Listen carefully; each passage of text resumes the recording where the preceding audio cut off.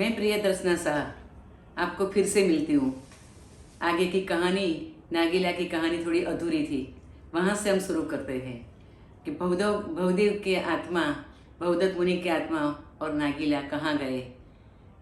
कहते हैं कि आत्मा अमर है। आत्मा हर जन्म में नया नया स्वरूप धारण करते हैं। और कितने शरीर धारण किए और इतने शरीर धारण करके आत्मा की प्रगति होने के बाद इस शरीर से मुक्ति मिलती है, ऐसा कहते हैं। और हमारे बुजुर्ग और हमारे परमात्मा धर्मगुरु सब भी एक है कहते हैं। और जैसे कर्म करते हैं ऐसा भुगतना पड़ता है। कर्म कभी हमको छोड़ता नहीं है।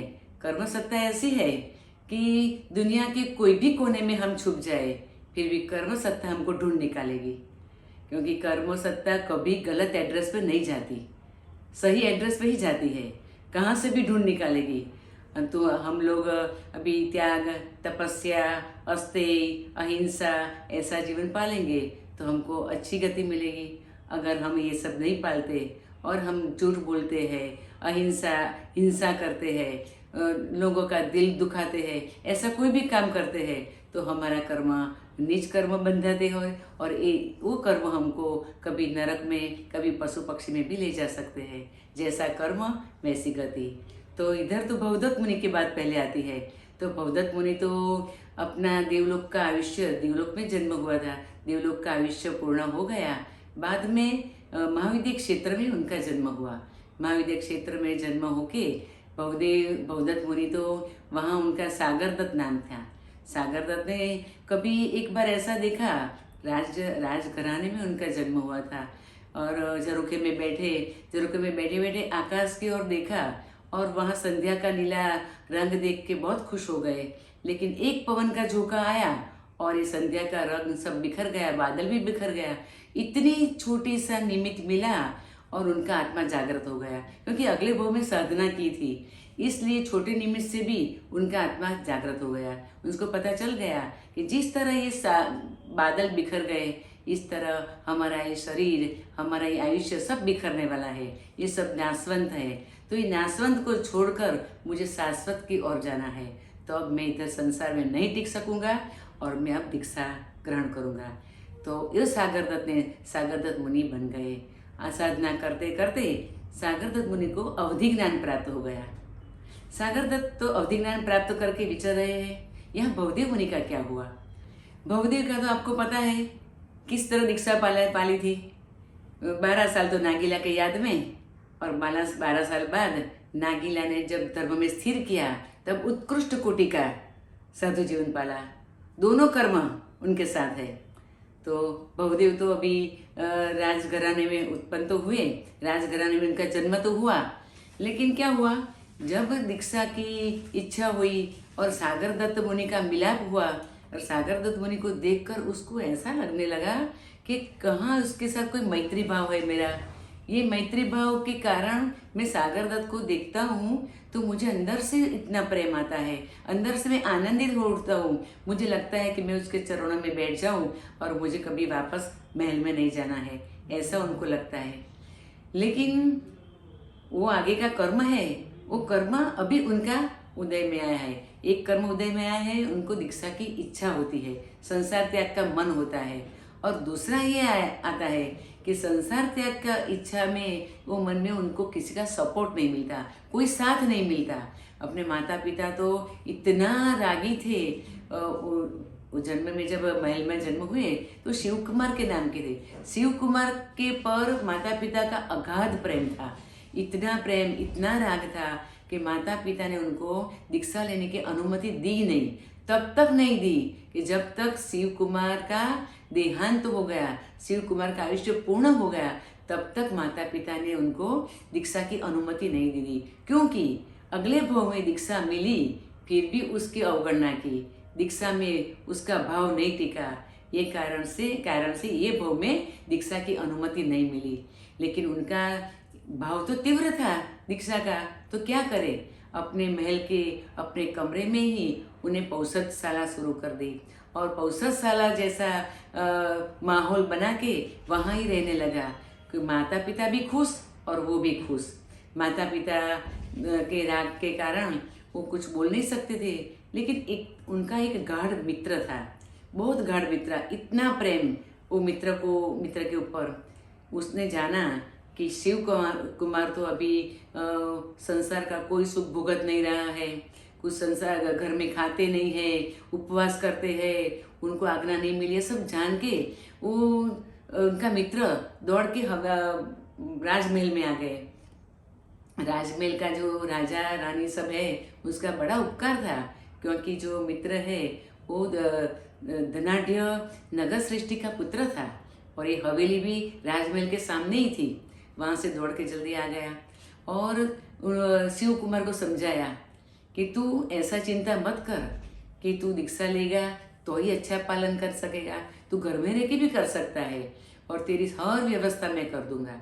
तुझे जो सफ़ेद वस्त्र पहनने हैं, तुझे जो गोचरी लानी है, सब मैं ला दूंगा, लेकिन तेरा उपवास तू बंद कर।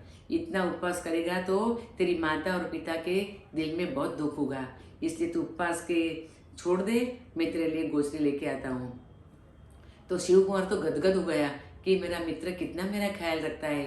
वो मित्र की भी शादी हुई थी, अपना घर संसार परिवार सब छोड़ के शिव कुमार के साथ रहने लगा, और शिव कुमार को बोला जब तक तू है, जब तक मैं हूँ, मेरा जान है, तब तक मैं तेरे पास रहूँगा और तेरी सेवा करूँगा। शिव कुमार के साथ रहता है, लेकिन ये मित्र का नाम क्या है? धर्मेश नाम है, उसका नाम धर्मेश, और धर्मेश उनकी हर इच्छा पूरी करता है। लेकिन शिव कुमार ने बोला कि मैं खाने की अनुमति देता हूँ, मैं खाऊंगा, लेकिन हर रोज नहीं खाऊंगा, 2 दिन उपवास करूँगा और तीसरे दिन आंबेल का सूखा पूरा ऐसा बिना विगई का खुराक लूँगा। जब तक जिंदगी चली, जब तक उनका आयुष्य रहा, तब तक ये शिव कुमार ने घर में रहे, और घर में रहकर छठ के पारने में आंबेल, छठ के पारने में आंबेल, इस तरह पूरी जिंदगी तप किया, लेकिन तब तक उनको कभी दीक्षा की अनुमति नहीं मिली। जब शिव कुमार का अंतिम समय आया, तब धर्मेश से रहा नहीं गया। धर्मेश ने पूछ लिया, क्या शिव कुमार एक बात मुझे नहीं बताओगे? शिव कुमार ने बोला, तू बोल, क्या क्या तुझे सुनना है, क्या करना है? दोनों स्वाध्याय भी साथ में करते थे।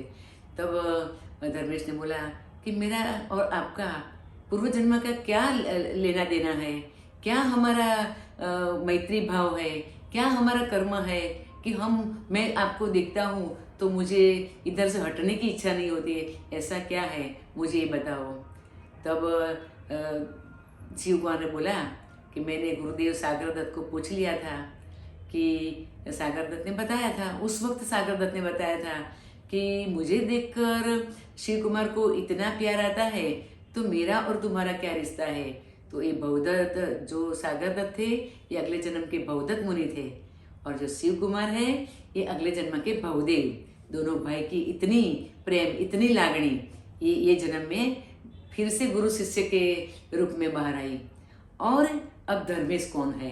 तो तब धर्मेश ने बताया, शिव कुमार ने बताया कि धर्मेश, जो नागीला ने मुझे उस भव में भी मेरा संयम जीवन में स्थिर करने में मेरा साथ दिया था, ये जन्म में भी मुझे मेरा संयम जीवन में स्थिर करने का साथ मिला, तेरा साथ मिला, और वही नागीला का जीव तू है धर्मेश। तो धर्मेश तो अंदर से बहुत खुश हो गया, वो जान गया था कि हाँ, ऐसा कोई रिश्ता होगा तो ही मुझे इतना प्यार आता है। तो इस तरह धर्मेश भी पूर्व जन्म की नागीला का जीव है। तुम सुनो और समझो कि पूर्व जन्म में हम एक टीपा, एक बूंद जैसा भी पुण्य कर्म करते हैं, अगर एक बूंद जैसा भी पाप कर्म करते हैं, तो दूसरे जन्म में ये पुण्य कर्म और ये पाप कर्म बुलेटिन पेपर में जैसे एक ड्रॉप डालते हैं और पूरा विस्तार हो जाता है, और इस तरह ये पुण्य और पाप भी अगले जन्म में इतना विस्तार हो जाता है उसका। और ये हम देख रहे हैं भवदेव मुनि का दूसरा जन्म, वो सागर दत्त, ये शिव कुमार और धर्मेश, नागीला, भवदत्त और भवदेव, ये तीनों का ये भव पूरा। अब ये जन्म में उन लोग उनका आयुष्य पूर्ण करके फिर से देवलोक में जाते हैं। इस तरह अभी शिव कुमार का आत्मा देवलोक में गए, और देवलोक का आयुष्य पूर्ण करके मगध देश की राजगृही नगरी में नगर सृष्टि के घर जम्बू कुमार के नाम से वो उत्पन्न हुए। किसका जीव?